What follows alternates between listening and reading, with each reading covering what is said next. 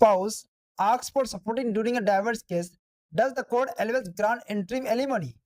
In the recent case, the Delhi High Court denied interim alimony to a wife, noting that she was financially independent and capable of supporting herself. And capable of supporting herself. आज का विषय बेहद महत्वपूर्ण है। Domestic violence और maintenance से जुड़े ऐसे 5 महत्वपूर्ण फैसले जिन्हें हर किसी को जानना बहुत जरूरी है।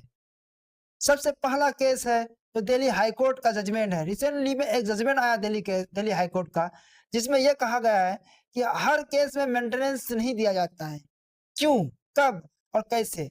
अगर वाइफ खुद कैपेबल हो कि मैं खुद कमा सकती है, तो ऐसी स्थिति में दिल्ली हाई कोर्ट ने कहा कि ऐसी स्थिति में कोई जरूरी नहीं कि वाइफ को मेंटेनेंस मिले। हर मामले का फैसला उसके अपने तथ्य और परिस्थिति के आधार पर होता है। कानून का उद्देश्य न्याय करना है, किसी के पक्ष को फायदा पहुंचाना नहीं है। इसी केस को जानते सबसे पहले पहला मामला है ऐसा, मेगा क्षेत्रपाल बना राजेश कपूर। इस मामले में वैवाहिक विवाद के दौरान घरेलू हिंसा कानून के तहत राहत की मांग की गई थी।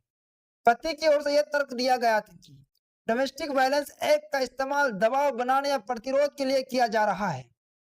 दिल्ली हाई कोर्ट ने इस तरह के मामले में यह महत्वपूर्ण बात सामने रखी कि हर वैवाहिक विवाद अपने आप में घरेलू हिंसा नहीं बन जाता।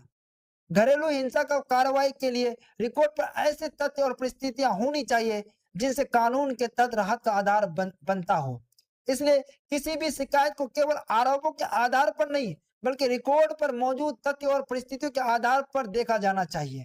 इसी को देखते हुए दिल्ली हाई कोर्ट ने एलिमिनी देने के लिए एलिमिनी का इस केस में एलिमिनी लड़की के पक्ष में, वाइफ के पक्ष में नहीं दिया। इसलिए कभी भी आप ऐसी परिस्थिति में झूठा केस न करें अपने स्पाउस पर, यानी अपने पति पर, कि जिससे कि आपको एलिमिनी की जरूरत हो और आप उस पर झूठा केस करें। ऐसा नहीं कि आपको एलिमिनी मिले।